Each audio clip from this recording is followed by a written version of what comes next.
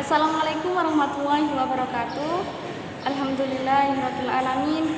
Wa bihi nasta'inu ala umuri dunya waddin. Wassalatu wassalamu ala asrafil anbiya'i wal mursalin sayyidina wa maulana Muhammad wa ala alihi wa sahbihi ajmain, amma ba'du. Yang saya hormati Kyai Haji Muhammad Idris Jamaluddin beserta Ibu Nyai Haja Mimah Falasifa selaku pengasuh Pondok Pesantren Al-Muhibin Putri Tambak Beras Jombang. Yang saya hormati Bapak Ahmad Nidomi selaku Mudir Madrasah Diniyah Pondok Pesantren Al-Muhibin Putri. Yang saya hormati kedua orang tua saya dan tak lupa pula kepada teman-temanku yang berbahagia. Perkenalkan, nama saya Sania Indul Iza, saya dari kelas 6 Madrasah Diniyah Pondok Pesantren Al-Muhibin Putri. Di sini saya akan menjelaskan mengenai tafsir ahkam dalam surat Al-Baqarah ayat 219 dan 220 yang menjelaskan tentang keharaman meminum khamr dan melakukan judi. Ini maaf sekali bahwasanya saya menggunakan kamera depan sehingga mungkin gambarnya akan terbalik. Nah, yang pertama yaitu makna globalnya atau secara globalnya pada surat Al-Baqarah ini menjelaskan yang pertama yaitu ayat 219 menjelaskan bahwa khamr dan judi itu lebih banyak kemadorotannya, bahayanya dibandingkan dengan adanya kemanfaatan. Yang kedua yaitu larangan memakan harta anak yatim. Yaitu yang pertama pada ayat 219 yaitu yas'alunaka 'anil khamri yas'alunaka 'anil khamri wal maisir, bahwasanya para sahabat ini bertanya kepada Rasulullah, apakah khamr dan judi itu dilarang? Kemudian dijawablah oleh Allah melalui surat Al-Baqarah ayat 219 yaitu kul fihima itsmun kabirun, bahwasanya khamr dan judi adalah suatu perbuatan yang berdosa besar, sehingga jika ada orang yang meminum khamr dan melakukan judi maka dia akan berdosa besar. Wa manafi'u linnasi wa itsmuhuma akbaru min naf'ihima. Kemudian meskipun khamr ini dan judi ini memiliki kemanfaatan terhadap manusia, namun bahaya yang dimiliki khamr dan judi ini lebih besar dibandingkan dengan adanya kemanfaatan. Kemudian para sahabat bertanya lagi, wa yas'alunaka madza yunfikuna, karena tadi membahas adanya judi. Wa yas'alunaka madza yunfikuna, lantas apakah yang harus kami infakkan terhadap harta kami? Qulil afwa kadzalika yubayyinullahu lakumul ayati la'allakum tatafakkarun fid dunya wal akhirah. Allah menjawab, yaitu jika engkau memiliki kelebihan atas hartamu maka infakkanlah hartamu. Sehingga dari hal tersebut para umatnya Nabi Muhammad ini bisa mengira-ngirakan adanya kemadharatan dan adanya kemanfaatan atas menginfakkan harta dan atas harta tersebut yang dimiliki oleh mereka. Sehingga dari sini menjelaskan bahwasanya harta itu tidak hanya sebagai hal duniawi saja, melainkan bisa menjadi jalan menuju Allah. Kemudian asbabun nuzul dari surah Al-Baqarah ayat 219 dan 220. Yang pertama, hadis diriwayatkan oleh Imam Ahmad, Imam Dawud dan Imam Tirmidzi yang diriwayatkan dari Sayyidina Umar bin Khattab, yang mana pada saat itu Sayyidina Umar bin Khattab itu berdoa kepada Allah agar diberikan penjelasan mengenai hukum meminum khamr dan melakukan judi. Sehingga Allah menurunkan surat Al-Baqarah ayat 219 yang menjelaskan kemadharatan adanya khamr dan judi ini lebih besar dibandingkan dengan adanya kemanfaatannya. Kemudian Sayyidina Umar ini berdoa lagi kepada Allah mengenai hukum khamr dan judi agar diberikan penjelasan yang lebih jelas lagi.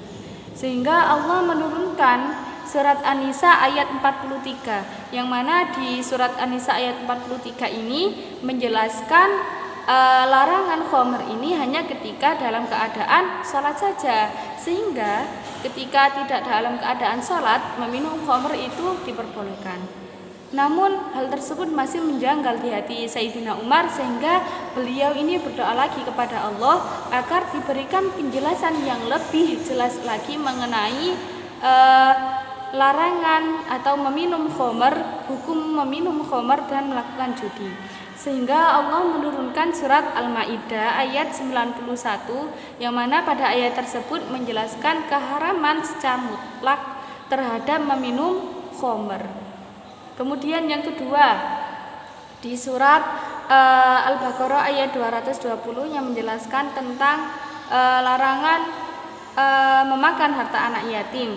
Hadis ini diriwayatkan oleh Ibnu Jarir At-Tabari, yang mana Ibnu Jarir At-Tabari adalah seorang mufassir terkenal dengan karyanya yaitu Tafsir At-Tabari, yang diriwayatkan dari Ibnu Abbas, yang mengisahkan pada saat itu surat Al-An'am dan surat An-Nisa ini turun, yang mana kedua surat tersebut menjelaskan larangan untuk merawat harta anak yatim kecuali dia bisa adil dalam merawat harta anak yatim, merawat anak yatimnya. Sehingga hal tersebut mempersulit perawatan terhadap anak yatim, karena harus memisahkan harta anak yatim dengan harta orang yang merawat anak yatim tersebut. Kemudian perawat anak yatim tersebut mengeluhkan kepada Rasulullah, sehingga Allah ini menurunkan surat Al-Baqarah ayat 220 yang memperbolehkan untuk mencampur hartanya dan harta anak yatim tersebut menjadi satu, tapi tidak boleh untuk sampai memakan harta anak yatim.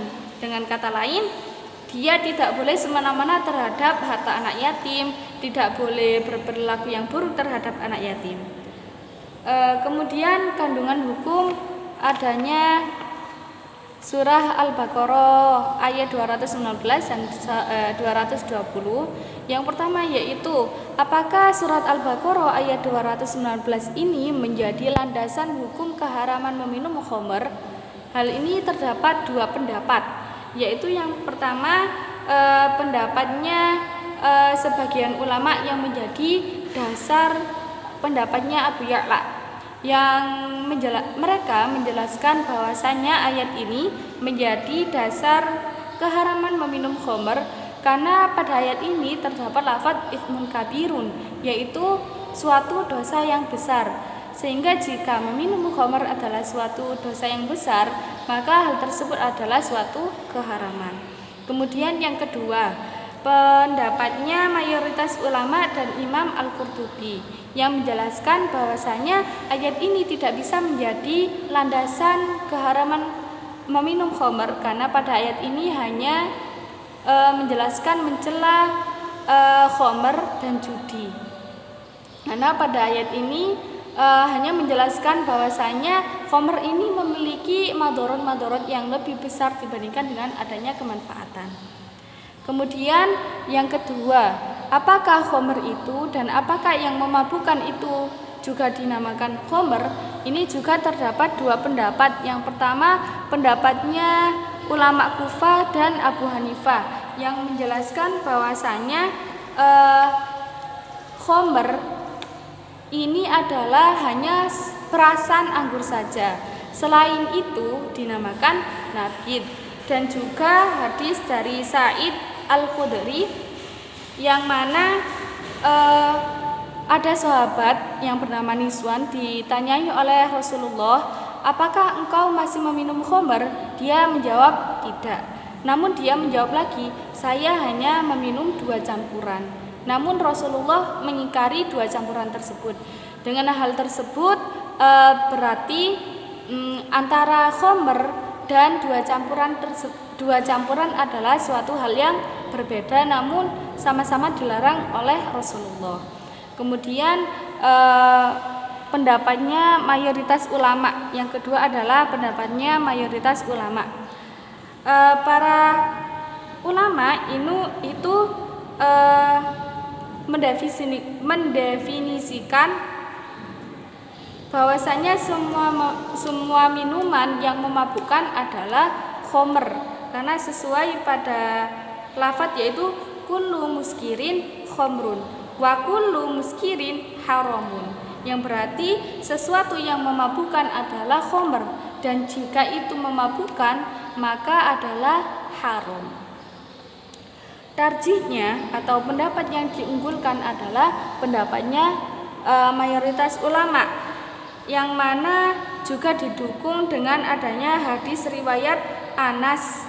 Kemudian ada juga pendapatnya Al-Alamah Al-Alusi yang menjelaskan bahwasanya minuman selain khomer, minuman selain dari anggur, apapun namanya itu, jika itu memabukkan maka itu adalah haram. Jika dia meminum maka dia had, dan jika dalam keadaan mabuk dia mentalak istrinya maka talaknya itu jatuh. Dan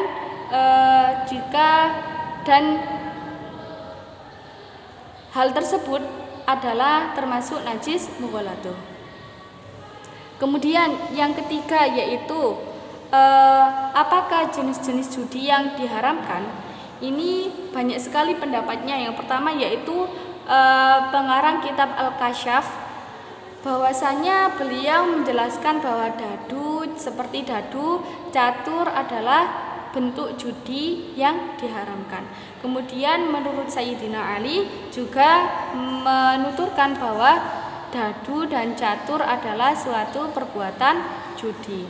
Namun oleh Imam Syafi'i itu memperbolehkan adanya catur dan dadu, namun harus dengan 3 syarat. Yang pertama yaitu tidak adanya pertaruhan, kemudian tidak disertai bualan yang melebih-lebihkan, kemudian yang terakhir yaitu tidak melalaikan sholat. Sehingga jika catur dan dadu ini tidak memenuhi 3 syarat maka itu dinamakan judi, dan jika itu judi maka itu adalah diharamkan.